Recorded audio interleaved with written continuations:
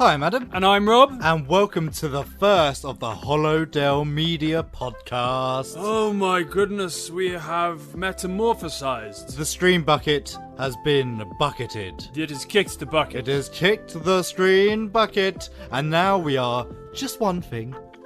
Everything we do, just one thing. Yeah, I don't have to get confused. It's not confusing anymore. We are HOLLOW DELL Media. There's three of us. Us two do this. There's another one. And the three of us make films as well. And there's another one as well. And there's another one. And there's a couple people around.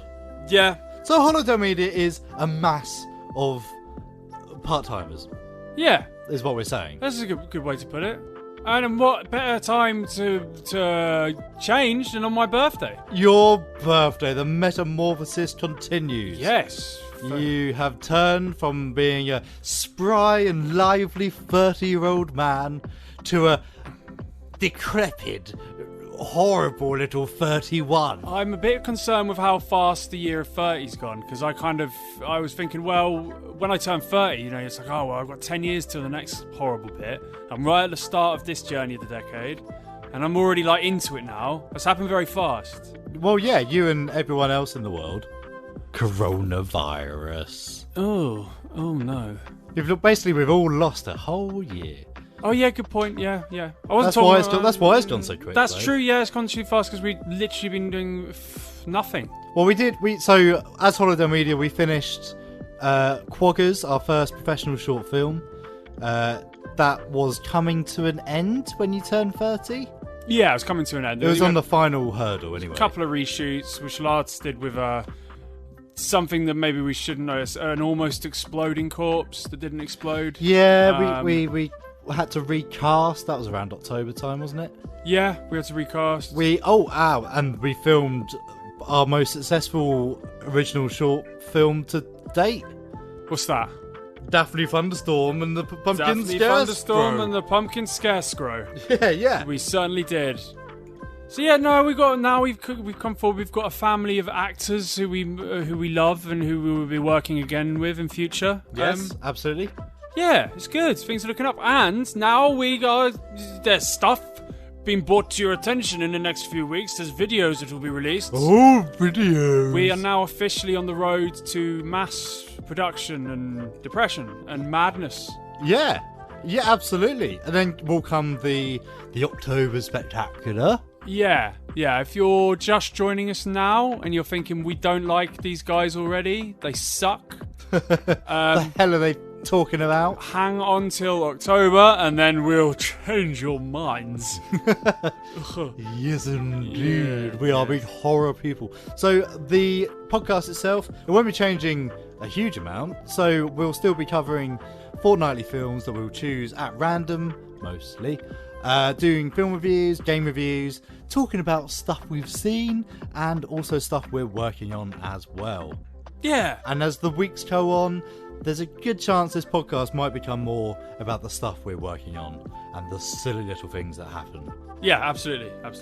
And and there's also a Patreon you need to head over to, but we can talk about that later in the show. Yes, indeed. So, with that in mind, it's your birthday show, Rob. It's my birthday show. Got some little surprises for you along the way. Oh, a surprise. I hope you've invited the birthday clown. The birthday clown will be coming out of your bathtub any minute now. Wonderful. If you would like to know more about the birthday clown, head to our Patreon. So, yes. Tell us about the film we're going to watch, as it was your special birthday pick. I thought we should watch South Park, the movie Bigger, Longer and Uncut, because I could talk about that film for days. Mm-hmm. And then got to wanting to watch it, and I thought, I'm not in the mood for it, because I've watched it fairly recently. Why don't we watch The Naked Gun? We watched The Naked Gun. It was great.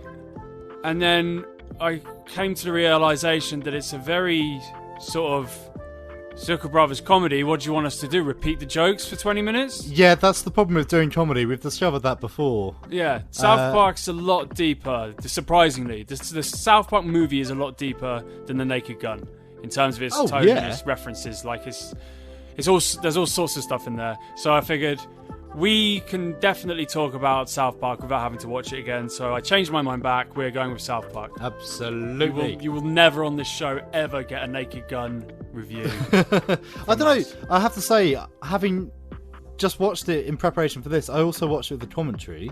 And if you are a fan of commentaries and haven't listened to them, the Zucker Brother commentary is amazing. They go really into depth with it. They talk about how they put the film together. They talk about all the things that they had to do to get to this point.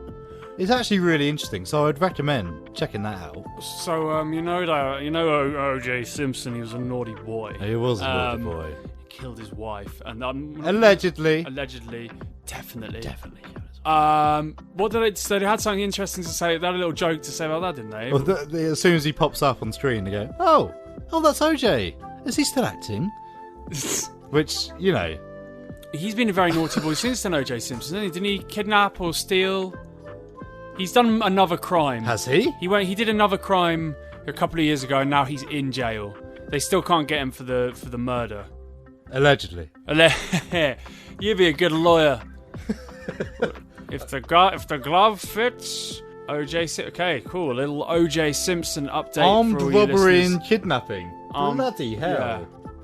God, what a fall from grace. So he went from being was he a quarterback? He was a famous American footballer. Oh, running back. Okay.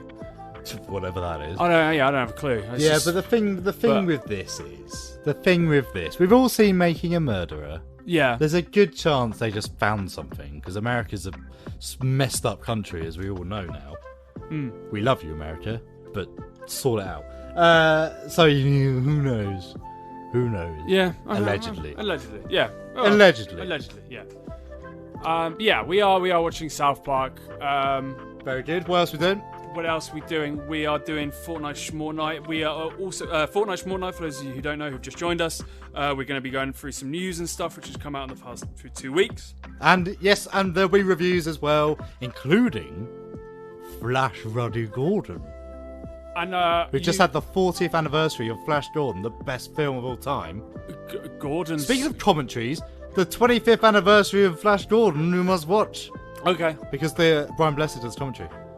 Oh, I'm doing a commentary on a DVD special. And he spends the whole film going, "No, isn't it marvellous? Oh!" And I bet he says it, doesn't he? I bet he says the famous line. Yeah. I've lost my plimsolls. I've stubbed my toe. Yeah, the famous line. Absolutely. He also talks about how he touched up all the extras. It was a different time, Brian. We'll time. Forgive you for that sexual assault, that minor sexual assault. Hashtag Ming too. Ming too? Oh, that's very funny. Well, let's get on with it. Adam's Retro Film Reviews. Flash Gordon, 1980. What plaything can you offer me today? The planet Earth. What's happening? It's an attack! Pathetic earthlings! Who can save you now? Flash! They'll kill you! Let's all team up and fight him. Prepare for torture! I want him. Stop at nothing!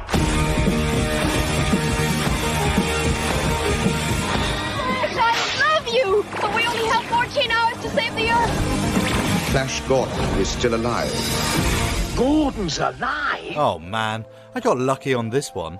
Re-released for Flash Gordon's 40th anniversary, I had the absolute pleasure of being able to see the cult classic space opera on the big screen. And you know what?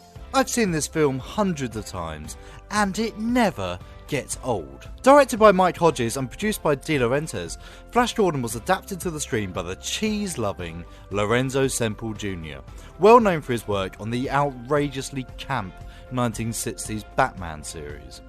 It's worth remembering that Flash Gordon was the sci-fi serial from the 1930s and had often been considered for being remade. Indeed, George Lucas had the idea to resurrect Flash from the grave in the 70s, but was beaten to the punch when he discovered De Laurentiis had already bought the rights to it. So, Naturally, George Lucas went and made a little indie film called Star Wars instead. Ironically, it was the success of the 1977 Star Wars that saw Flash Gordon finally committed to film, and boy, the world didn't know what hit it. The film itself opens on ruthless alien dictator Ming the Merciless, played to perfection by Max von Sydow, amusing himself with the thought of torturing an unknown world in the SK system, a little planet known to the primitive inhabitants as Ming rains down a plague of earthquakes, hurricanes and hot hail under the watchful eye of his henchman, General Clytus, played by Peter Wingard. Back on Earth, a quarterback for the New York Jets, Flash Gordon, played by Sam J. Jones, and travel agent Dale Arden, played by Melody Anderson, are coerced into a rocket ship by the mad hand Zarkov, played by the curiously single-named Topol. See, Dr. Zarkov has the theory that there is an outside intelligence at work causing the destruction on the Earth, and damn it, he intends to stop it. Luckily for him, Flash and Dale crash land their jet virtually on top of him and are ushered into the capsule with barely a moment to think. Launching into the unknown, Zarkov's rocket is soon intercepted and taken into Ming's lair. Here they must confront the evil Emperor himself, but despite Ming falling for Dale's charms, he's quick to dismiss the rebellious Flash, ordering him to be executed in front of all of his subjects. But when Ming's daughter, the spoiled and bratty Princess Aura, played by Ornella Muti, takes the shine to Flash, the future of Ming's domain soon becomes up for grabs. With Dale imprisoned in Ming's fortress, Flash soon finds himself hopping from moon to moon, trying his best to encourage the people to rise up against Ming. First, the forest-dwelling Arborians, led by Timothy Dalton as the charming Prince Baron, and, of course, the Hawkmen, led by the one and only Brian Blessed as his childhood hero, Prince Voltan. It sounds silly because it is. It is glorious. A flop at the box office, Flash Gordon was dismissed by everyone but the UK, who went to see it in droves. In many ways, Flash Gordon remains a British favourite, with its gloriously camp costumes and scenery-chewing performances from everyone, even the Lizardmen. The story goes that while De Laurentiis wanted a serious sci-fi adventure film, everyone else saw it as the camp farce it deserved to be.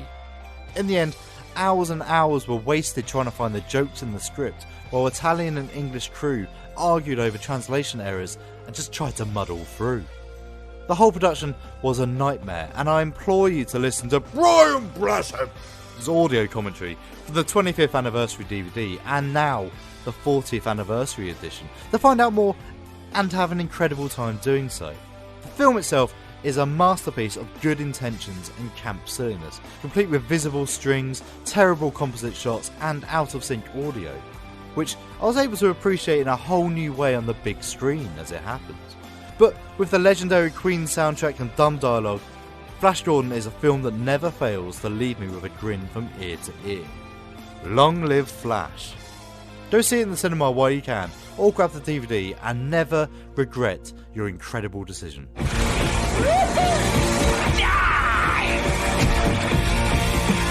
Yes! Must be my lucky day. Well, Rob.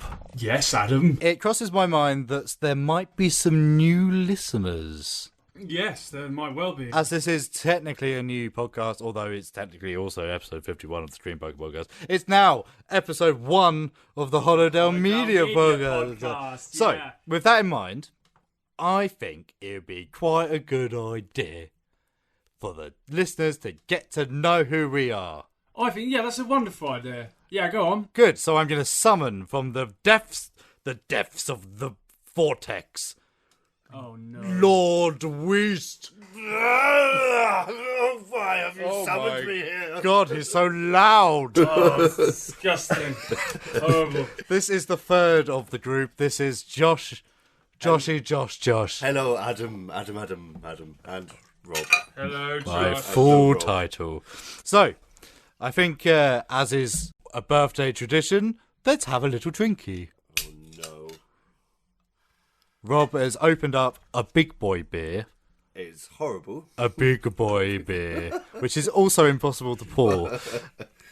Currently pouring it above a saucepan. You still managing to mess You it up sort of need to be brave and just go whoosh. This is a litre a litre can of facts. It's gone all over my trousers.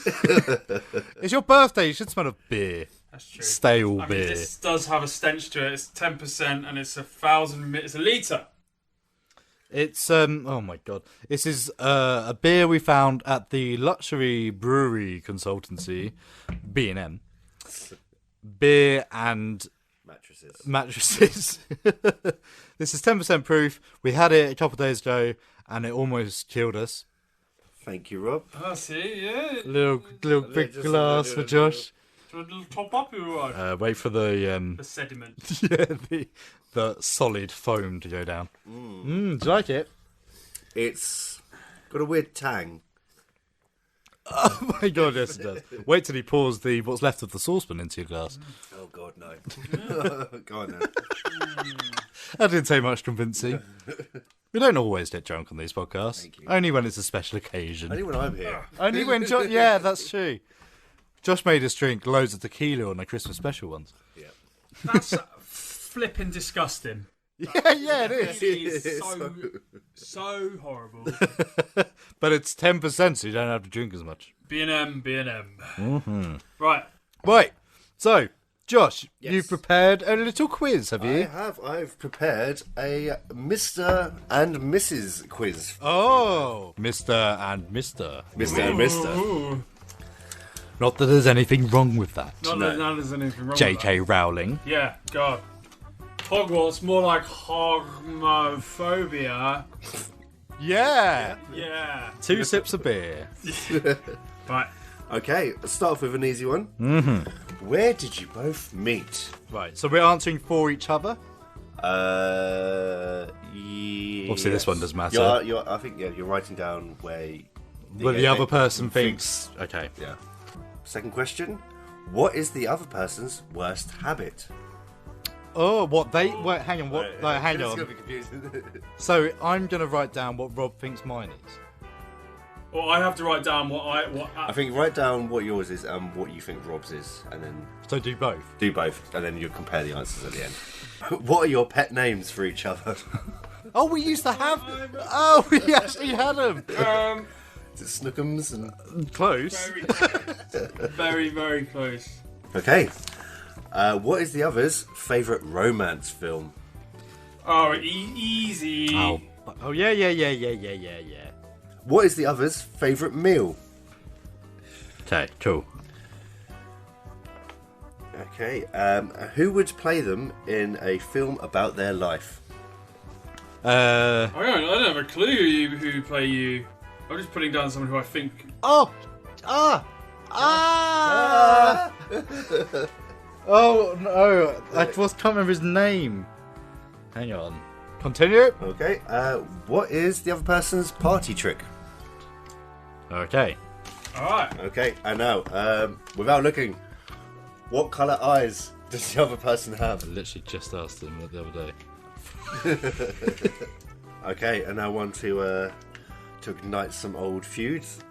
Who does most of the housework?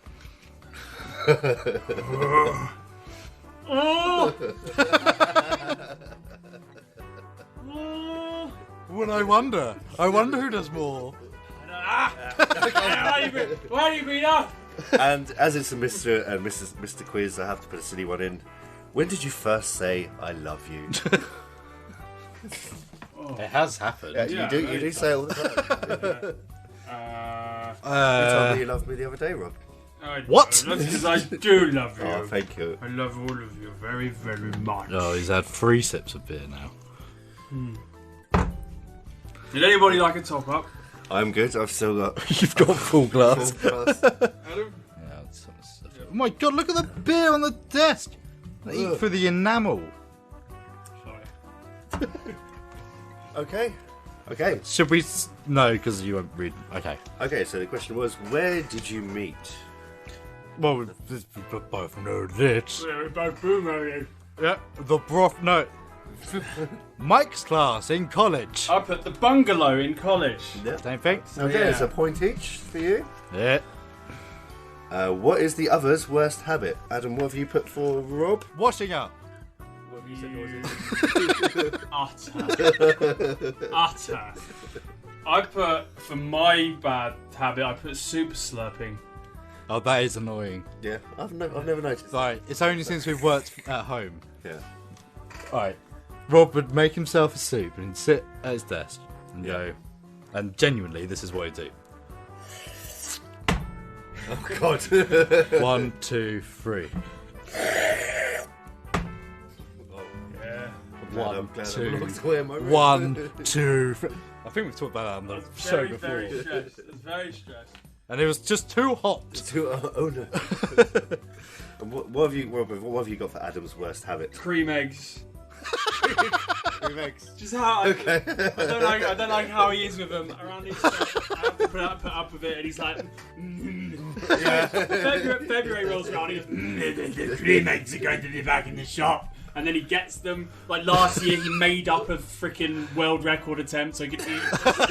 There's 6 cream eggs in his mouth at once, and I had to watch it. Like, yeah, definitely cream eggs. Oh, that's a good one. I put condescending, which means talking down to people. I put that first. I put condescending first, and then I thought that's nice. Cream eggs. Okay, so nil point for I guess. review. Alright, what are your pet names for each other? Kitten and pups. Yep. And it used to alternate. We just called each other pups or kitten. Okay. Yeah, we just couldn't remember who. Yeah. I think it became you were kitten, I think. I think I was kitten. Meow, meow, meow. I was pups. A little something for our furry fans out there. Would you like me to be the cat? Meow. Oh, bark. Right, what is the other's favourite romance film? I put Love Actually. You're correct. I put When Harry Met Sally. Correct! Right, well done. Oh. Very good. What is the other's favourite meal? Adam, I'm pretty sure you've got this. I put chicken and potatoes for Rob's favourite meal. Well, Adam got that right, so I put Yeah. chicken and chips. For Adam's meal, I put pasty, oily tarts, pickle things. I put my mum's chicken thighs. What? She cooks it in cider and apples. It's delicious. Oh, I don't know that right. Well, no, yeah, the real answer is that Adam likes old, gone-off ration food from just after the war when they still had to depend on the rations. Meat paste. Yeah. Look, right, we tested this on the Ruddy show. You love paste, Yeah, Rob. taste was very good, alright? It was very nice. Okay. Who would play who in a movie about their life? So is this kind of who you want to play, I guess? Yeah. Or just, I don't know. It's tricky, isn't it? I just looked at you and thought, I wonder who would be good, and then I just thought of a man. And that's Just what a I've man. done. Just a man. It's just No, it's Roger Moore. Right, I'll take that. You're being played by Roger Moore. Well, a woman. I put Rutger Hauer for me. Only did! because I think Steve said it. Steve did say Shout out to Steve. Shout out to Steve. Steve. Woo, Steve. Steve begged to be shouted out. Yeah, so we're shouting him out. I was torn between Kurt Russell and Bruce Campbell. Well, those are two of the most beautiful men who've ever lived. So Who did you put for yourself? Jake Gyllenhaal. Oh, God. I don't know why. I was just thinking Jake Gyllenhaal with his beady eyes, his sexy. He's sexy, but he's beady. You calling yourself sexy, Rob? Yes. Yet again. Yes, I'm a very sexy man. So modest as well. Right, What is their party trick? I put Sound of Silence. A little dance. At one point, at every point at a night or a party, Oh, yeah. Rob would put the Sound of Silence on and look depressed. oh, it's still ongoing. And I would just stand there for a minute as... Or do a bit of like a little bit of poetry. Poetry. Yes. And then we had an interpretive dance to the Sound of Silence. For me, I put Jack the Ripper. What? How is that a party trick? Oh, in 18... You haven't done that in years. I know, but it used to be a party trick when I would turn into Jack the Ripper. And what would happen is everyone would go, Shut up. "Psh, what are you talking about?" Yeah. And there was one time in the pub, do you remember this? I know. And I started doing it, and everyone turned to me and went, "Yeah, that sounds really good. Tell me more, Adam." And you go, no. I'm bloody Jack the Ripper. Well, I just put karaoke David Hasselhoff. That's as well. exactly what I put. Yep. Is it? Jump in my car, David Hasselhoff. Alright, nice. What colour eyes do they have? I put greeny brown. I put blue. Josh. Blue? Greeny brown. Hey! Yeah, well done. Who takes the longest to get ready? I just put Rob. Yeah. I think we're both very fast at getting ready generally. I'd say you're both the same. Yeah, but It's only literally as we go out the door and Rob goes, "Oh, I've lost my keys and my wallet." For the 5th time this week. Who does most of the Me. housework? me. Did you put you? Yeah. You're both wrong. I'm sorry. What do you mean? Did you put you? Did you put you? Now explain your answers, please. I don't want to. I don't want to. It's a bad idea. Let's swiftly move on from then. But they both do the same. Yeah. Okay. Sometimes I do Rob's though. Okay. Sometimes I do all of the things. Sometimes I do all of the things. Yeah? Yeah. Okay. It's a lot of black hair around the toilet at the moment. Well. Oh, is there really? I think this is a bad question to put in. Wait. When did you first say I love you? I put skate ramp. I put 17. What? As in age 17? Hang on a minute. There's hair in the bathtub. You didn't say anything about the hair in the frickin' bathtub. Yeah, whose is that? I know it's not mine. Well, it's not mine. Probably mine. I do these things just to kind of... Just to sow the Sow seeds. seeds, I yeah. need to mop this table down. Alright, there we go. That is the end of the quiz. Oh wait, what was the answer to the last one? I I put skate ramp at college. I put 17. Okay, so yeah, same. okay. So it's probably a draw. Yeah. Yeah. I'll screw it. do. Well done. You both know each other just as well as each other. And now the audience knows us too. And that's who we are. And that's who Josh is. Yes. I'm sorry, guys. Happy birthday to ya. Happy birthday to ya. Happy birthday. Happy birthday to ya. Happy birthday to ya. Happy birthday. Thank you very much For what? for my birthday song. Oh, was it your birthday? Happy birthday, Rob. Oh, thank you, Adam. Thank you very much. Have one of these boxes. Oh, wow, it's beautifully wrapped. It's just look at how beautifully God, wrapped. I'm already impressed. It's Like like- how I went into town and wrapped all your presents and birthday wrapping in June, and now you give me Amazon parcels. It's fresh from the rainforest. Oh, brilliant! Which one Death, do you want? Apocalypse. This one. Okay. Thank you. I don't Thank you know very what much. it is. This is the thing. I don't know what it is. It's a surprise. Why did you had a little Donald Trump thing going on there? I don't know what. I don't know. Sometimes people just say that about me. It's a very good Wrong. Oh, black hair shampoo. Welcome to being an old man. Well, we're off to a bad start. Why do you think black hair shampoo? You got black hair. Well, brown hair. Black. I've got nut brown hair. No, you're black. Reverse grey hair is the point. But I'm a silver fox. Yeah, but you don't have to do it all the way around. the- What you can do is you can leave a little streak in your temple. But leave a little streak. I've Rejuvenate yourself, people boy. People like. So it started with an insult. You don't look as good as you could look. You're ancient now. Off to a bad start.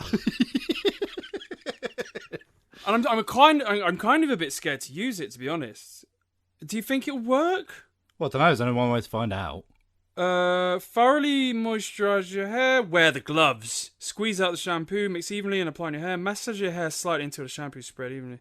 It's basically it's instructions what I'm reading out. What you could do is you could just do the top of your head. Right. And then you leave the streaks on the side. Like a streak, a little Like a- Captain Mr. Fantastic of the Fantastic Four. A little badger, man. A little badger. I'm a little badger. Ooh, a little badger. What would your badger man's name be? My badger's name would be Eustace Badgerman, and I would live in Seattle with Nirvana. Was it your little sponge? Yeah, it's got all the. That's why I don't want to get it out because it's got all the crap in it. Have you ever? It's going to have gloves. Woo! Oh goodness! It's a gift that keeps on giving. It's an insult that keeps on insulting. Hey, look, none of us are as young as we used to be, Rob. None of us. I mean, I pretty much am. Yeah. In that your hair colour hasn't changed. Yes, exactly that. Right. Well, thanks, mate. You're welcome. Thank you very, very much. I'm old. I beg your pardon. Oh, I'm like the Crypt Keeper. Okay, that's enough. Welcome to Fortnite Schmortnight. Now, usually, I would roll out 5 articles. 5 things have happened in the last week, 2 weeks, that all you film and TV buffs would be quite interested to hear. However, this is one of those weeks where nothing happens. Oh dear. But I'll start off with actually quite a big thing, which I will not name the names out of shame of the person who provided me with this article, but it's from the Daily Mail. I know, it's from the Daily Mail. I'm going to read it and I'm going to insult it. I'm not a Daily Mail fan, don't worry. But, okay, so the headline is Hollywood's Apocalypse Now. Rich and famous are fleeing in droves as liberal politics and coronavirus turn City of Dreams into cesspit plagued by junkies and violent criminals. Oh, God. That's a pretty damn right-wing article there. Liberal politics. All right. However, right, so this is basically what they're saying is going on in LA, which I have no doubt that it is. I mean, first of all, it refers to Gold's Gym. Arnie fans will know that that's the gym that he used in the documentary Pumping Iron. Okay. You know, when I am the feeling of a woman, I am squirt. Yeah. So I'm going to read an excerpt of the article. Okay. So this is the Daily Mail. It's not us. Gold sits. No, say it in a racist voice. God sits in me pasta bucket. Not you being racist. Let's withdraw. Say it in an elderly curtain twitcher way. I was going for the. You were going for let's be racist as possible with the most. What, being Hitler? Yeah. I said it now. I've said it. Are we leaving that in? Can we leave Hitler? Hitler was racist. I'm not saying Austrians were racist. No, but. Now I am. I'm not saying Germans are racist. What it sounds like is you're doing a racist accent now. It's not racist to do a German accent. It is like that. Not if you're impersonating Hitler. Okay, yeah, okay. Right, we're good. Gold sits amid post-apocalyptic scenes which have consumed much of LA, turning the City of Dreams into an urban nightmare from which people are fleeing in droves. I can't keep that up. A makeshift tent city, made up of flapping tarpaulins and cardboard boxes, surrounds the gym on all sides. Junkies and the homeless, many of whom are clearly mentally ill, walk the palm-lined streets like zombies, all just 3 blocks from multi-million-dollar homes overlooking the Pacific. Stolen bicycles are piled high on pavements littered with broken syringes. TV bulletins are filled with horror stories from across the city of women being attacked during their morning jog, or residents returning home to find strangers defecating in their front gardens. Bloody hell. Liberal politics has destroyed this city, someone from the article they interviewed said.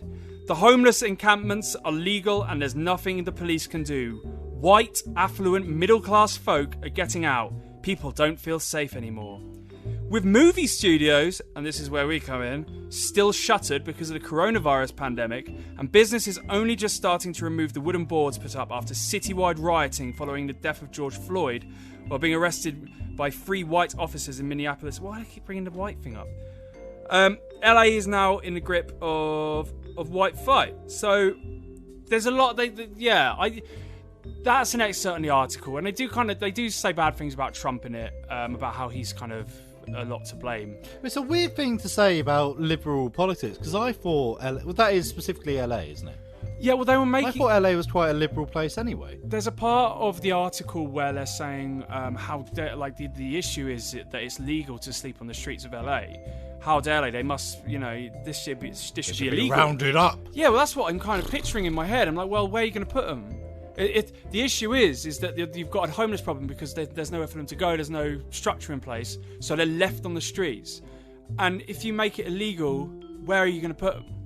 It's just LA is a weird place anyway, because a lot of people go to LA to make their dreams come true and end up with that not happening. Oh yeah, exactly. So there's always been a sort of homeless thing going on with it, but to blame liberal politics and what? It's so stupid. And I imagine that's happening. It's happened probably more this year than ever before. I imagine maybe some want-to-be actors and actresses have turned up looking to find their first role, and then all the studios shut down. They can't get a ticket home, whatever. Yeah, and not only that, all the part-time jobs have all shut down as well. All the part-time jobs shut down. The thing is, America's on the cusp, apparently, I read this earlier, of a major homeless problem anyway.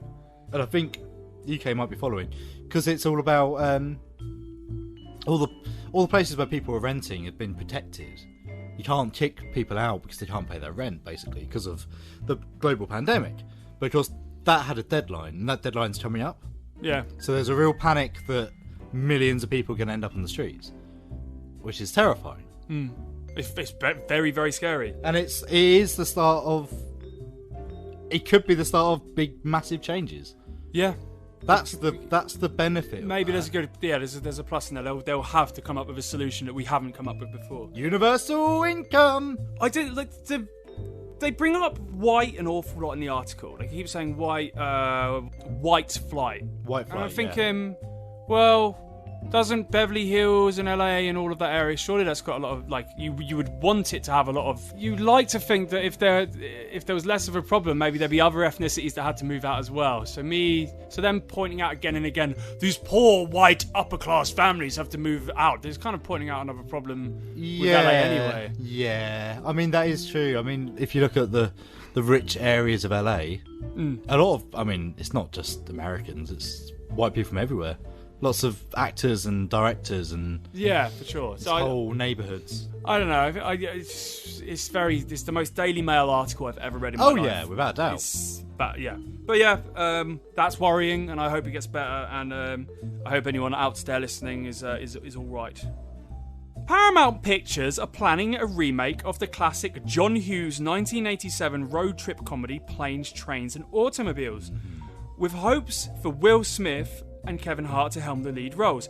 I would assume that Smith will be taking Steve Martin's role, surely, and Hart will be taking John Candy. Surely there's better stories than Planes, Trains and Automobiles to remake. Well, I really liked Planes, Trains and Automobiles. Absolutely. My only complaint with it is that it's a Thanksgiving movie and we don't care about Thanksgiving. No, well, I wish it was a Christmas film. Find and replace with Christmas. Yeah, literally I just pretend it's about Christmas. Yeah, exactly. You're right. Why do it again? And it's another one of those old films which is perfect. And everyone's gone off Will Smith. Like he's joined TikTok, right? And it's kind of a bit. I saw some of that somehow. He's joined TikTok, and obviously the whole Jada thing that's recently happened with the whatever their agreement that came out. I was going through the comments, and most of the people were saying on it, I just can't look at you in the same way anymore. And I feel really sorry for him. Like, so for whatever reason, their relationship has taken this odd A-list journey that most conventional people, not that there's anything wrong with that, wouldn't do. And as a result of that, people are now seeing him as this wet blanket, and they don't see him as... it's the internet anti-cuck brigade, isn't it? It is. It is, but almost in the correct meaning of the word. Oh yeah, it's a Oh my god, yeah. Rather than just to mean. But a lot of it was when I think of people who go on about cucks and stuff, or used to, they're usually boys, and there's a lot of girls on there saying, I just can't look at you in the same way anymore. I guess there's this picture of Will Smith with this perfect manly kind of hero, voice of the people, especially when he was in Fresh Prince. I mean, a lot of these people are probably weird Christian Americans as well. Yeah, that's true. Who would find offence to it not being a happy marriage. Yeah. He's gone from being pretty much a child star to now, and it's probably been a pretty screwed up journey. So I hope it's all right. I hope this film is good. I don't think it will be, but maybe. I'm sure it will be, but the point still remains. Why? Surely there's better stories. It's a bloody comedy remake. It's not going to be good. What's the film when a guy gets... Is it Eddie Murphy gets... Trading Places? What, when he swaps with Dan Aykroyd? Yeah. Trading Places, yeah. Yeah, that would be a better film. Yes. To remake. 100%. In these current In modern times. days, you could have some right-wing Republican swap him, like billionaire in Wall Street, swap him with some tramp. Ooh, yeah. Space Jam 2, Adam. Okay. The crazy marketing fellows behind the upcoming sequel to Space Jam have released the first official look at the film's lead human character, LeBron James. The 12-second footage shows James walking into frame, flexing his shoulder muscles, while sporting a new jersey belonging to the Toon Squad. Ooh. And it ends with the title of the movie, Space Jam 2. Now, this might divide people, I don't know, but I went back to Space Jam because it came out on the UK Netflix a couple of months ago, and I gave it another watch. Yeah. It's yeah. Someone else has told me that recently as well. there's a certain nostalgic gleam that you kind of attribute to the like films you watched as a kid and adored. In my head, I had Space Jam as this wonderful, like, perfect, funny cartoon film. It's so bad. It's so bad. And you see, people have conversations about, people try and be all nostalgic, don't they? Go, oh, Space Jam, do you remember Space Jam? It's so funny and good. It's so terrible. I watched it a lot later. I missed it when I was a kid. I watched it a lot later and I never really got it. But I sort of always assumed when you're 6 years old it'd be better. Yeah. Oh, But dude. I mean, I haven't watched it since then. It's terrible. Like, Bill Murray was the best thing about it, obviously. Well, because it was Bill Murray. Yeah, absolutely. Yeah, it was not a good movie. I mean, it's no Who Framed Roger Rabbit, is it? No, well, nothing's Who Framed Roger Rabbit. That's like it's a bloody masterpiece. It is indeed. Anyway, so concludes Fortnite from Fortnite. It's my birthday, and I ain't gotta pick up the phone. Yeah, it's my birthday. Y'all should just leave me alone. It's my birthday. It's my birthday. I ain't picking up the phone on my birthday. It's my birthday. It's my birthday. I ain't picking up the phone on my birthday. Oh, Robert. Adam. I've got another present for you. Now, I'm looking forward to this because this is going to be equally insulting and horrible for you. Oh, why have you gone this route? I got you things that compliment you. I got you things that, oh, look, you like Halloween. I'll get you a book on Halloween. Yeah. You like Evil Dead. What are you going? Well, there might be... I mean, this is the second horrible one. Okay. After that, it might be different. Oh, I'm not going to get my hopes up. So, this is something you, publicly admitted you admired and enjoyed. Are we talking about furries? We are talking about furries. Hang on a minute. Oh, no! Oh, my God. What is it? It's a furry foxtail. It feels a bit sexual. It feels a bit squeezy. Oh, no. Oh, Can I put it on? Yeah, I suppose. Oh, no. Oh. If I have this in my room, like under my bed, and then someone comes around and sees, what's that? So, basically, Rob the other day just said out of nowhere, I really like furries. Oh, it's like a... It's like a strap-on belt. Oh. So later that day we recorded the Patreon exclusive night shift where I showed him some images of what furries are, and he changed his mind very quickly. So Rob's got it on now. He's tied up. I'll leave it on. I'm feeling a bit. Do you know what? I'm feeling a bit foxy. Yeah. I'm feeling a slight little bit like a naughty little red fox, a nasty little cheeky red fox.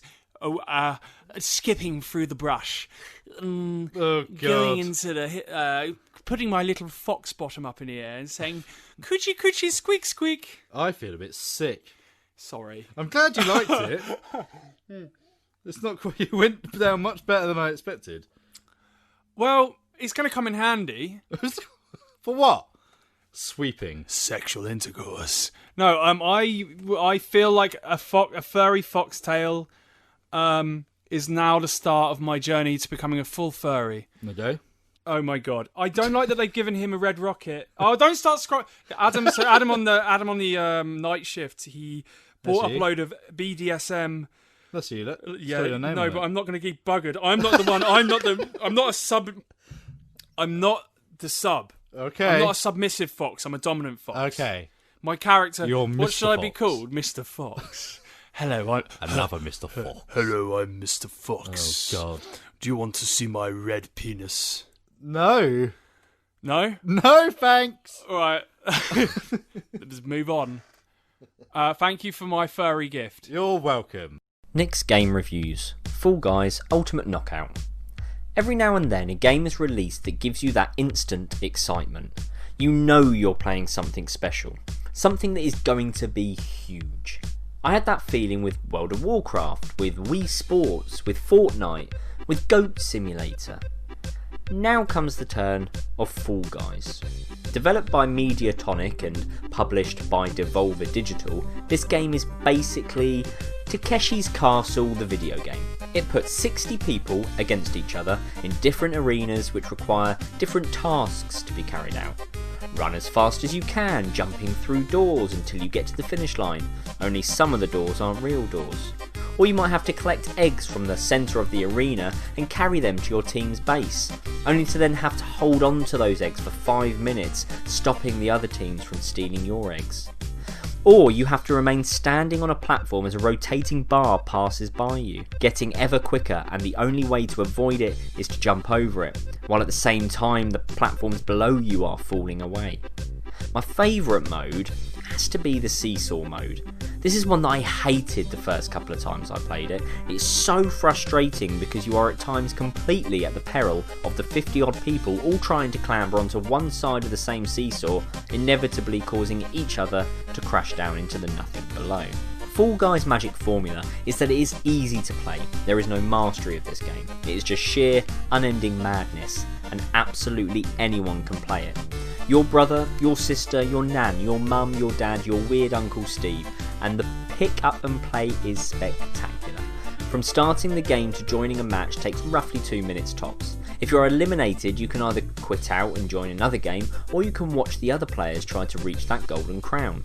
This is the Wii Sports of this generation. Add that magic formula to the super cute Fall Guys themselves, and all of a sudden you can imagine the dollar signs flashing in Devolver's eyeballs. Every brand from KFC to Walmart are all climbing over each other to get their own branded Fall Guy in the game.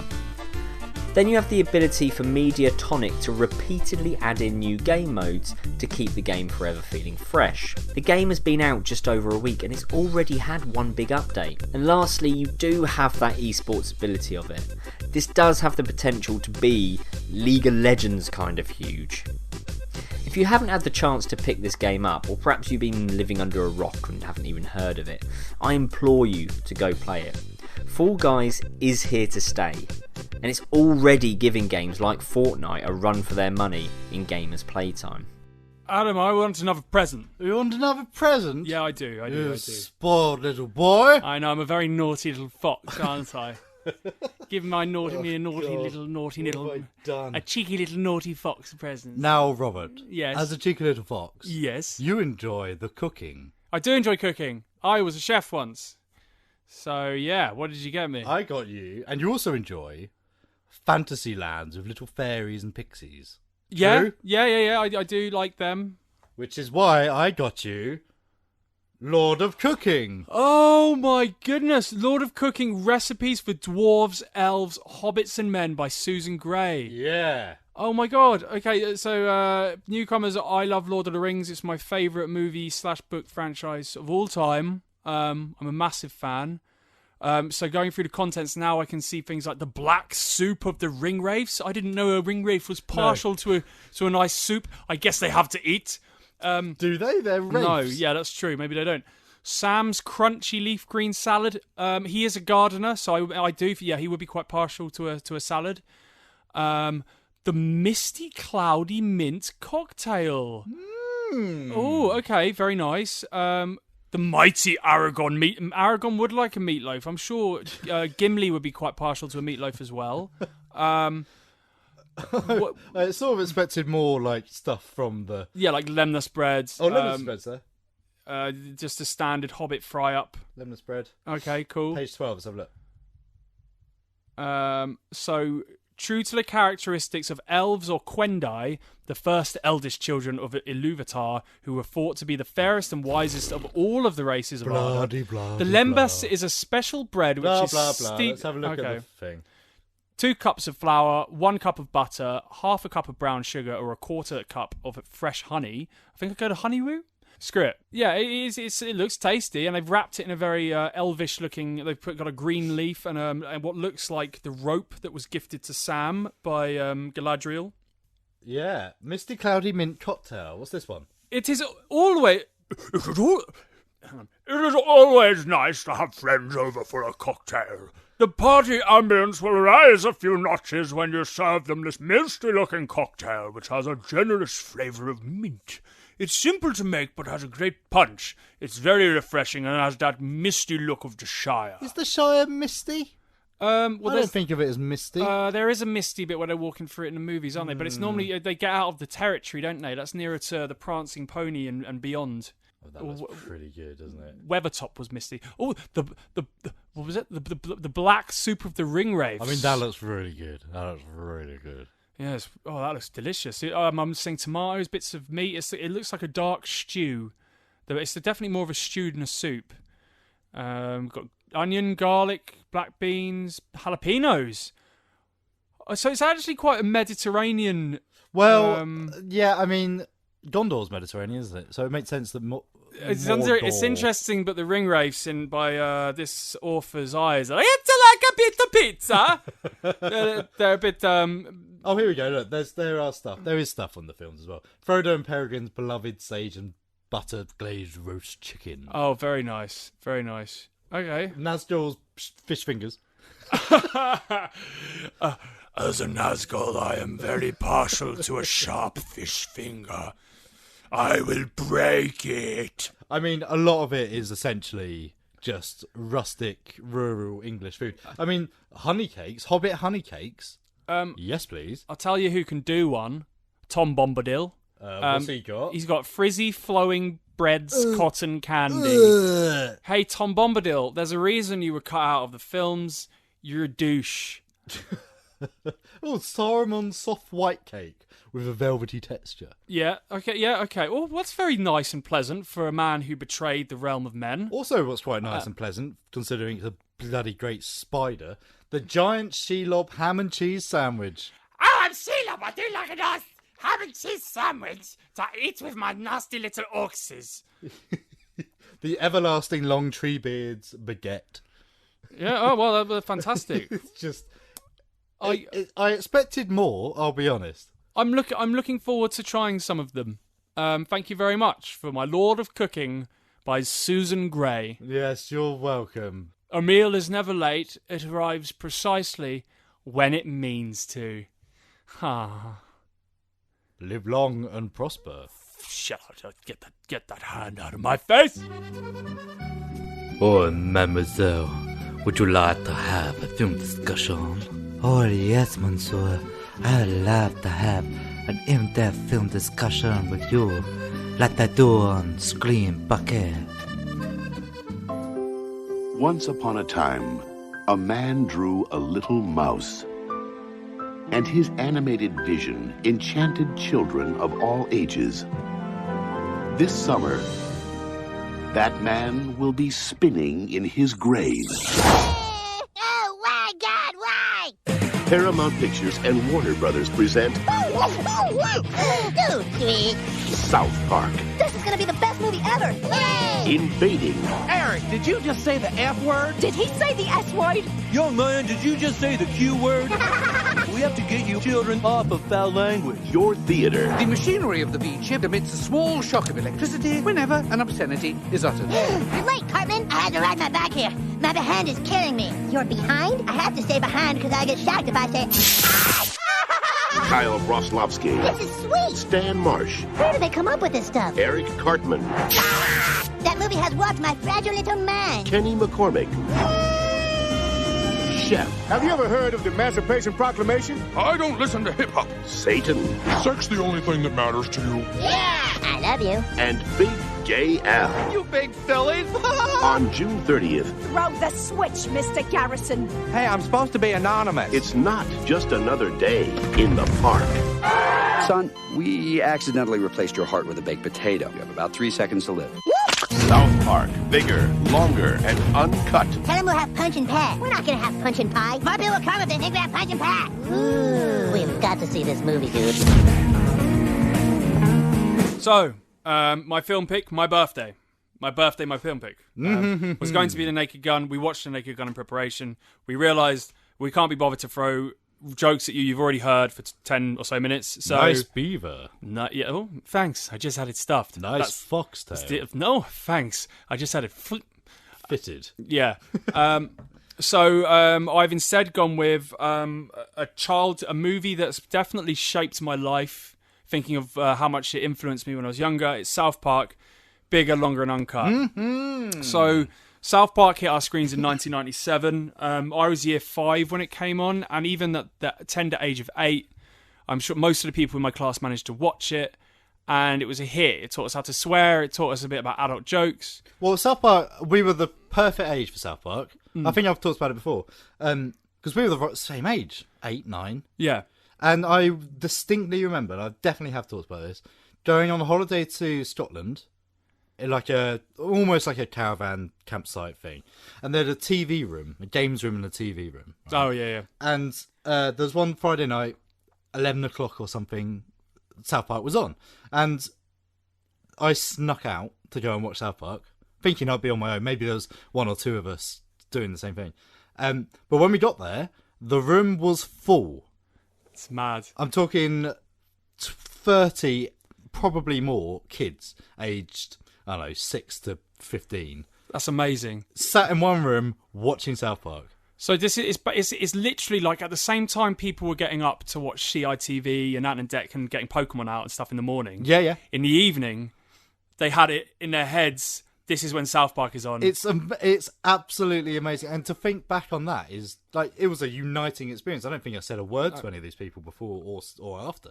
But in that room, everyone was laughing and having fun, enjoying it. I mean, if I remember on the playground, people were trying to do their best Cartman impressions and best Kenny impressions. They had a massive Kenny keyring. I had the massive Kenny keyring. I had the same thing. Couldn't fit it in your pocket. No. It was so big. I had a pencil case from W.H. Smith, which had the 4 of them lined up. I think I might have had the same one. And it's funny you say that we were the perfect age of South Park, because the humour kind of matures as it goes. Oh, yeah. Trey and Matt often say they hate the first few seasons and they love what they've done since. And it's kind of, you watch it and this humour gets more intelligent.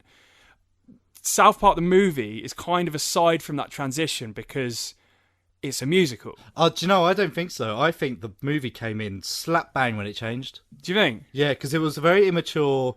It was all fart jokes and just childish humour. And then the movie happened, and that moment, it shifted. It shifted gear. Well, I suppose, yeah, you're right in the sense, because it was self-aware as well. It was commenting on everything that people were saying about censorship and what they lines that they were crossing at the time. So it was intelligent in the sense that it was them reflecting on themselves and saying, well, no, we can do it and be smart as well. I think there's also, because South Park, famously, the episodes are done in a week. They're so topical. There was one series that was so on the ball, I was getting my news from South Park. Yeah, I remember that. It's so instant, because what they do is they write it, they spend a couple of days writing it, and in a day or two be animated, and then it'll go out. And I wonder if the film might have taught them that fast technique, so it probably changed their style. Yeah, no, that's true. Because there was one season where they got the big budget and they got a bigger crew, and then they could whoosh them out faster. I mean, there's even a documentary on YouTube, I think. It's called something like Make an Episode in 3 Days. This whole process, and it starts with the writer's room and them looking quite stressed and stuff, and how are we going to write this? And well, so here's an interesting thing. Series 2, which was the year before the film came out, the last episode was Prehistoric Iceman. Right. Do you remember that one? No. No, me neither. But Series 3, I remember all of these. Tweak versus Trade, that's the classic one. The Succubus, that's the classic one. Rainforest, Schmainforest. Pokemon. Starving Marvin in Space is one of my favourite episodes of all time. Yeah, that's amazing. So there is a change. There is a definite transition there. It's like they took 2 seasons to get from I don't know, just working their arse off to handcraft a pilot to making a film that grossed $80 million at the US box office. And didn't it win It got nominated for an Oscar. It got nominated for Blame Canada. Didn't That's win. it, yeah. And that's the same awards where they turned up in dresses high on acid, and very famous story. Yes. Is that why you're in the dress? It's just such a magical evening, and everyone looks so spectacular. You know, we just wanted to be a part of it all. It's a night of magic. What? Come on. So the movie, as you say, is a musical. Yeah. Coming from, I think it's Trey Parker's roots rather than Matt Stone. Mm. He wanted to be an actor, he wanted to do all this stuff, and musicals was massive. The first thing they ever did together was Cannibal the Musical. Yes. Which was a Troma movie? Which got bought by Troma, yeah. Yeah. Famously, Lloyd Kaufman from Troma offered them a price, and they were really disappointed. And he said, well, do you want lots of money, or do you want people to see it? Yeah. Which is, an indictment of the film industry, especially independent film. But, and you can see a lot of that in this. There's Les Miserables in here. There's references to all sorts of Broadway shows and animated musicals as well. Yeah. And who did they bring on to help write the songs? It was Mark Shaman, who is a Broadway guy. He famously worked on Hairspray. Yeah, so he's a proper Broadway guy, and you can tell. I mean, in the film itself, we've got references to Beauty and the Beast, The Little Mermaid, Oklahoma. There's some of in the little mountain town. From a certain sense, you wouldn't ever expect, like, if you were to be a little prejudiced about South Park fans, you wouldn't expect them to simultaneously be fans of musicals. However, that is irrelevant, and as a result of that, it's brilliant because we get all these wonderful songs. They have, without worrying about who their fans are, they're making this wonderful musical with like absolutely brilliant songs. Oh yeah, without doubt. Like now, Robert, my family was brought up with musicals, and I really enjoy Les Miserables. Yes, I know. And so does my brother. Mm. And I'm pretty certain... Now I say it, it might not be right, but I'm pretty sure he told me when he saw the La Resistance song on screen when he saw South Park at the cinema, he almost wet himself laughing. Really? If it wasn't my brother, it was someone else of the same age. But it was like, what? So for me, it's like however old I was, and hearing La Resistance, I didn't find it funny, except for the little jokes in there. I thought it was incredibly moving. Well, yeah. It's incredibly moving, and it gets you stirred up because they're going into this final battle to save the day and stop evil taking over the world. There's little kids against the forces of evil, and you're like, oh, they don't stand a chance in hell, but God damn it, they're going to try. And it's the bloody South Park. But that's exactly the feeling you get from One More Day from Les Miserables. Okay. Shall we just make it about Les Miserables? Let's do Les Miserables. But not the film, because that was rubbish. If I ever get the word disappointment, by the way, as a random pick, we're watching that film. Okay. So should we run through the plot very quickly? Yes. All right. So it opens up with a song. Quiet mountain town. We have a lovely little zoom in. Beautiful little wilderness with a town coming towards us, and just as we're getting nice and comfortable, a deer runs across the screen and leaves a little poo. And it's South Park, I forgot. And Stan wakes up, gets out of bed, and it's kind of him collecting the friends as they go along. So you see little looks into their personality. Cartman's yelling at his mum. Carl's been forced to bring his little brother who annoys him Ike with him. So we've got the full tropes of child friends. Yeah. So just to run through very quickly for those that don't know South Park, we've got Stan, who's the lovelorn normal kid, I guess. Yeah. Kyle, his Jewish friend, who's very similar, quite moral. Yeah. He's almost the Lisa Simpson of the gang. Yeah. You got Cartman, who's the fat spoiled brat. Yeah. Selfish as well. And then you got Kenny, who's just the poor one, really. Poor one. They're not the most deep of character portrayals, but yeah, there's your foursome. Yeah. And they're on their way to see Asses of Fire. They go up to the booth. Can I have 5 tickets to Terrence and Phillip Asses of Fire, please? No! Bloody brilliant. And so they have to find a way to sneak in. So Asses of Fire is a raunchy comedy from their favourite Canadian comedy duo, which I thought were supposed to be cartoons in the world of South Park. No, I think maybe I did as well, because I did the whole flappy, beady head thing. Yeah. It took a while. I think maybe Ike or something was the person who made me realise, oh, that's just what Canadians look like. True. Yeah. But yeah, so they trick a tramp, like they give him vodka or something, and then he sneaks him in.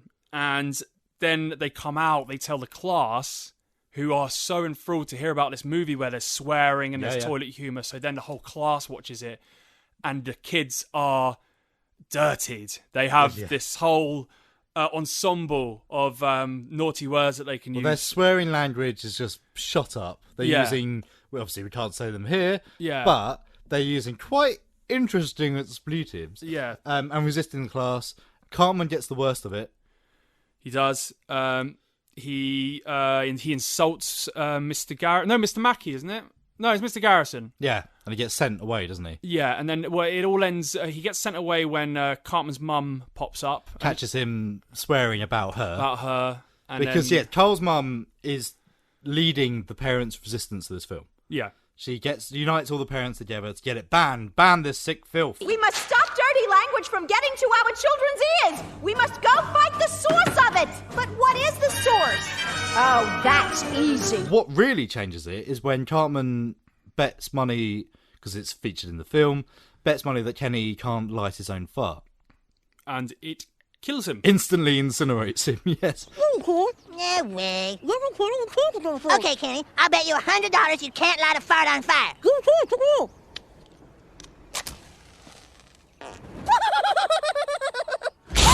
Although he doesn't instantly die, because he goes to the hospital where George Clooney puts a baked potato in his chest. Yes, and then he explodes. There's a funny little Easter egg in there. On the board at the back, there's a list of different doctors, and at the bottom there's Dr. No, and his job is kill Bond. There's lots of their little film, little fandoms. Anyway, so Kenny goes straight to hell.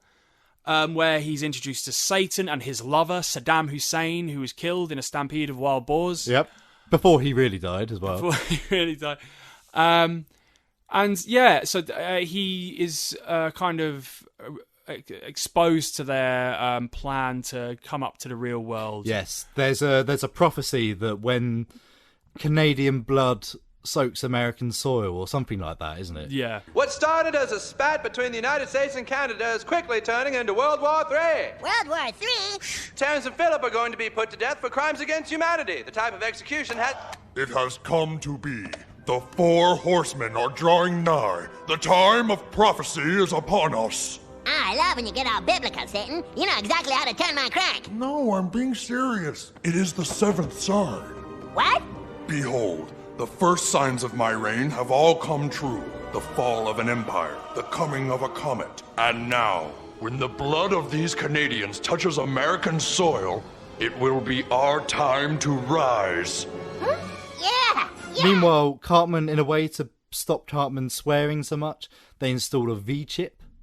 Yep. Which is a chip in the brain that causes instant electric shocks if you swear. Just all this stuff just coming together. It's beautiful. And what eventually happens is that there's a execution called for Terrence and Phillip, which almost starts a war, which is something referenced in Team America later on, further down the line. A war between Canada and America where they're just targeting celebrities. It's it's a very solid plot. It's a very, very solid plot. And each character has their own arc. You're rooting for Kenny to try and appeal to Satan's better nature, who definitely has a good side and does so throughout all of South Park. Yeah. Stan's trying to get his brother back. Carl. Stan's in love with Wendy. Yep. And to impress Wendy, he joins a resistance. Yeah. To fight back against the mums and save Terrence and Phillip, which is where the Les Miserables comes in. Oh, there's so much. And and then there's Cartman's constantly at war with his V-chip, and that comes to the most amazing conclusion when it ends up giving him thunder powers. And there's so many bloody amazing moments in the film that are not just funny, they're really enthralling and nostril flaring, and yes, and come on. The music is a big part of that. There's songs, so we mentioned Low Resistance, but there's also Up way up there. Yeah. Satan's song. Which is a masterpiece. Which is a really genuinely good song. It's so bloody good. And that's one I appreciate more as I've got older, I think. Yeah, because you kind of see Satan's this kind of poor, forgotten character who spends his life in hell, but he just wants to be up there. Yeah, and in his fantasy, there's little gay sailors on his boat. He wants to be up there where the flowers are bloom and the babies are born. Yeah. Meanwhile, we've got Saddam Hussein's just trying to stay in. And he's got dirty little sex toys and stuff. They come on, Saddam. Yeah. There was a rumour going around that people were boycotting the movie in Iraq, but the truth of it was that they never released it in Iraq because they thought we can't. Right. We're not even going to bother releasing this. Like you said, this was when Saddam Hussein was still alive, but they didn't even go anywhere near it.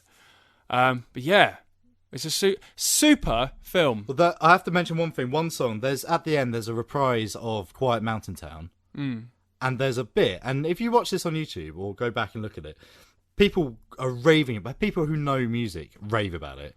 There's this little tonal shift, key shift, and it's actually. I know exactly what you mean. Yeah. I can't even possibly do an impression. It's really like that alone shows that there was someone behind the scenes making this brilliant. Oh yeah, yeah. And 100%. Someone has done it. There's a school in America that's done it. It is on YouTube. But I would love to see South Park the movie as a stage play. Yeah, it'd be so good. And some people have done it. People have done it as I don't know what the word is, but when they just sing rather than act. Yeah. And it does work. Oh, it is so quite good. funny. There's What Would Brian Boitano Do? And there's at the end of that, they're singing all three of them, and we'll save Terrence and Philip too. And when all three of them hop up in the air, I remember getting a little bit, they're the best of friends going on an adventure to save the day. Yeah. It's so bloody good. Yeah. It's really hard to talk about without being able to play the songs. Yeah, it really is. That is such a key part of it. People often say, you know what, I count Imagination Land as a film, and I think that's better. Imagination Land is incredible, and it's very, very funny, and it has Kurt Russell being raped in it. However, it's not as good as the film. It's nothing. I think it is definitely the best thing they've ever done, and that's not to say they haven't done incredible things since, because they've done loads of amazing things since, including Team America and so forth, and obviously the Book of Mormon.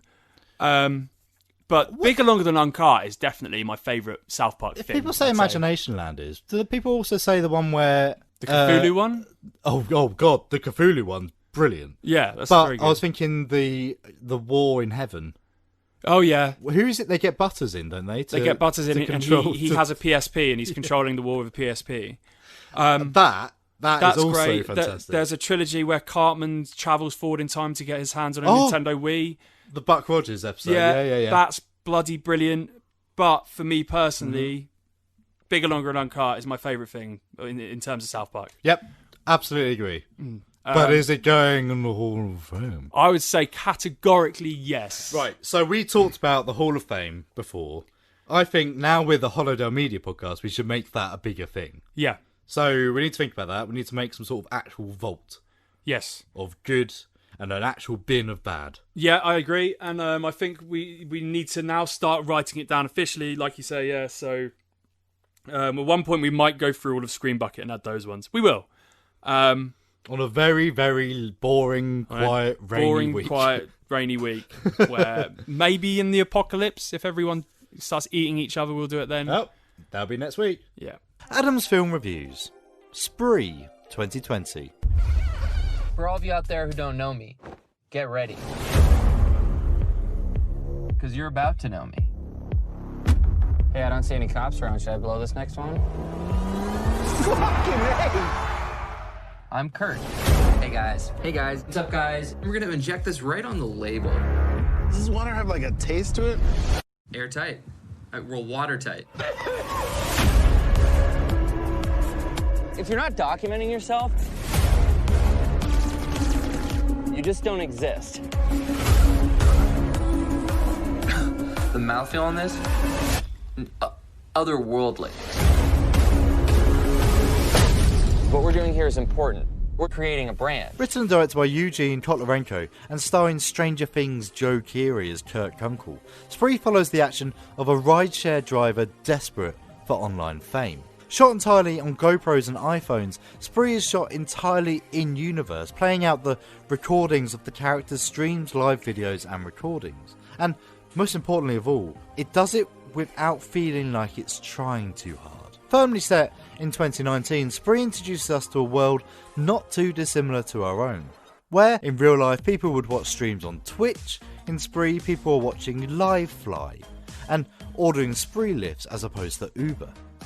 In this world, there's Kurt. Kurt has been making online content for years and has never broken double-figure viewers. Ever. In an opening montage, we follow his path through naive enthusiasm all the way to the dark depths of depression as he watches other people around him get the fame he's so desperate to have. And then it dawns on him. Framing it as a tutorial, Kurt develops a plan to make himself go viral. It starts with a spree. Setting up multiple cameras in his car, Kurt explains to his stream and us, the audience, that he has multiple camera angles that can be controlled by the people watching. He's giddy with the thought of being liked, and sure enough, he soon sets out. Planting water bottles in the back of his car, Kurt encourages a range of weird, wild and egotistical LA types to try the water on the way to their destination. When they inevitably find it poisoned, they choke, scream and die. And still no one watches. Kurt tries harder, going wilder, his audience never tipping into double figures. Kurt's desperation reaches breaking point as he crosses paths with others, some much more successful, as he begs and pleads for people to share his live stream, but still, no one's watching. Kurt eventually goes viral, but the path he takes to get there isn't a clean one. Now Spree is an insanely ambitious idea, and you know what? It does it really well. The world inside Spree is airtight, and it doesn't take much knowledge of internet culture to know exactly where Kurt is coming from, what he's trying to achieve, and absolutely understand why he fails at every turn. Kurt is a loser, he's awkward, he's cringy, and he's definitely not genuine. Kurt is someone who will do and say anything to grow his audience, and is even accused of sounding like a bot more than once by others around him.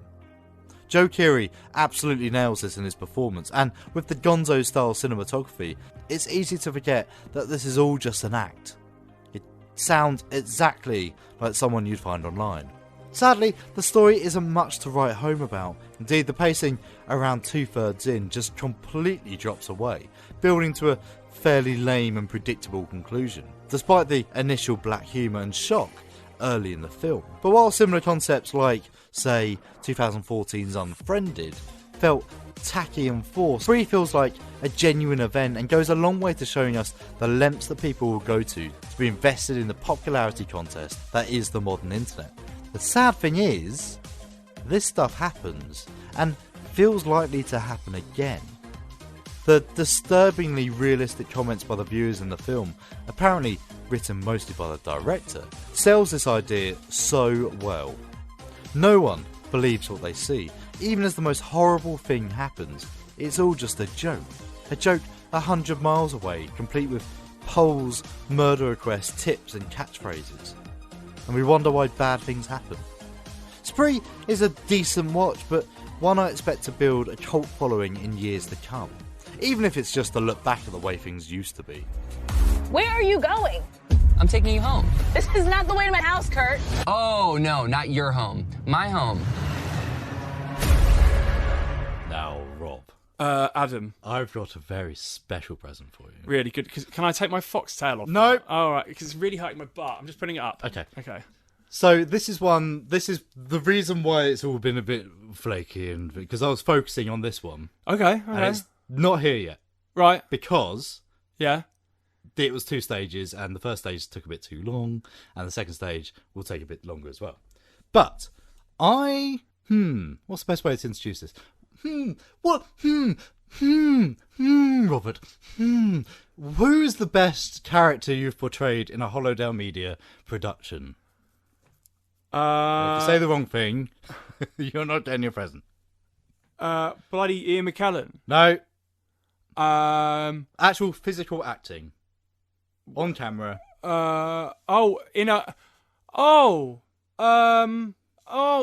Bruce Campbell. Okay, who else?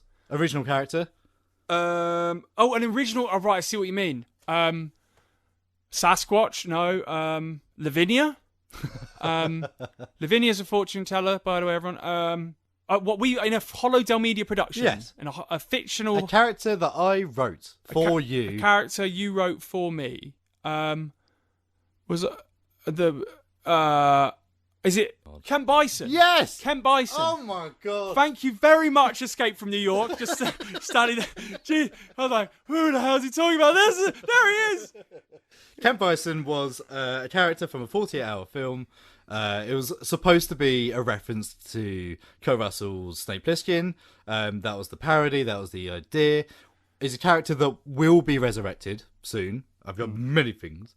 We wrote a web series for it that turned into a comic strip. Then the artist buggered off. So it's floating about. It's floating about. Okay. But what I got for you, sir, I got an artist friend of mine wanted their first commission. What? So what? I got commissioned a ready framed picture of Kent Bison. Oh my god, it's me as Kent Bison. Oh my god. Look how... Do I have to be that muscly? Yes. That's amazing. So it's your face. Yeah. It's taken from a pouty picture you did recently. Okay. The costume is kind of a combination of the photos we had from the original film we did and also just stuff on the internet. That looks very cool. Kent Bison skull. Oh my god, that's amazing. And a harpoon he's got there. He's got a harpoon. Walking down a futuristic neon lit cyberpunk I look city. totally bloody badass. Yeah. And this needs to go in the pictures for on the Instagram. Oh People yeah, need to yeah, see it. absolutely. This is amazing. Thank you so much. Am I expected to be this lean and worked out? Yes. We're going to need a lot of socks for that bulge. We're going to need a big old amount of socks for that bulge. Because there's lots of earth tones. Yeah. And I picture Kent in black. I reckon this would be like the first look before things go down. I mean, he's ruggedly good. He's got an eagle eye. He's very peregrine falcon-esque You've recently eye. picked up a bit of a love for anime, and I think this captures your anime. Well, just Avatar. It's got a little anime eye. Look. Yeah. Oh. Ooh. Look how sexy I am. Look how sexy man. I didn't realise how detailed it was when I zoom in. Oh god, he's making me feel a little bit It's you. A little bit aroused. It's you weirdo. Yeah. So yeah, that's going to be framed, and that's on its way. But yeah, that'll take some weeks. Thank you very much, Adam. The thing is, people are going to come into my room and they're going to be like, Rob, why have you got a sexy framed anime picture of yourself looking a lot more muscly than you are? And what's that on the floor? Is that a foxtail? Yes, it's a foxtail. Why is all right. there black all over your sheets? Why is there cum? No. why is the foxtail covered in love juice? And by love juice, I mean apple juice. Look at the detail on the belt buckle. Oh, wow, he's really pulled out on all the stops. Thank you, Adam, and thank you, a mysterious artist. Chrissy Burgess. A second on the eyes on Instagram. Nice. There you go. Thank you very much, mate. That's incredible. They came to party. Get away from me, mate. They came from outer space. But for these unhappy campers, just put this thing on. Things are about to get slimy. If you go down to the woods today, you'd better keep an eye out for quackers. They're mean, they're insane, and they're everywhere. And they've got an appetite for naughty campers. Starring Jodie Bennett, Bailey Pilbeam, Isabel Allbutt, and Blake Aiden. Quackers! They're everywhere. We are not going back in that tent.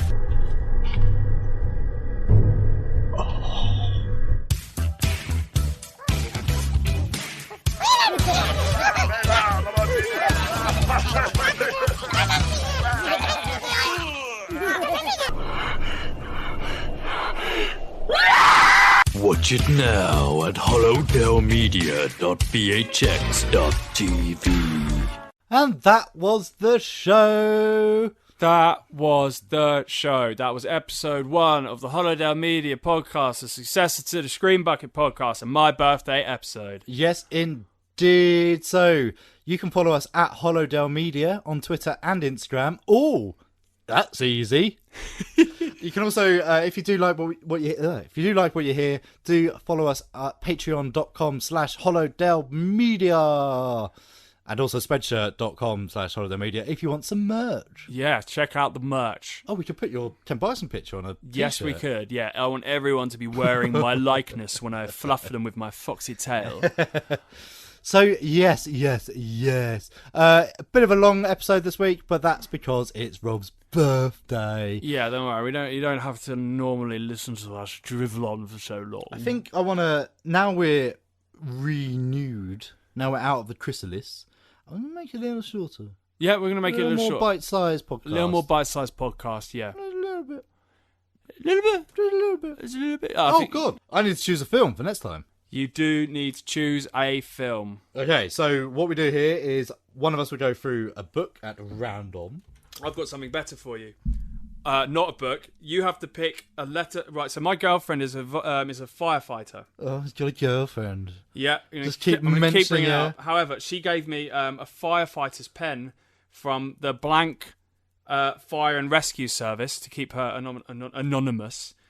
It's a scroll of fire advice. Okay. Be safe at home. So I've got this fire engine pen. Okay. Pick. Okay, so go through. So I'm just going to roll my word about. The thing is, it's going to be quite limited, isn't it?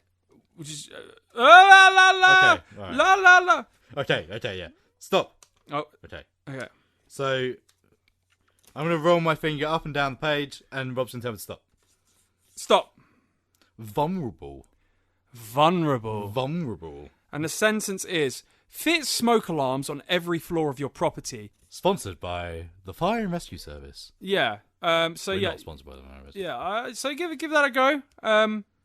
Vulnerable. Yeah. Okie dokie. Great. Happy birthday to me. Yes. Happy birthday, Rob. You old man. See you in a fortnight.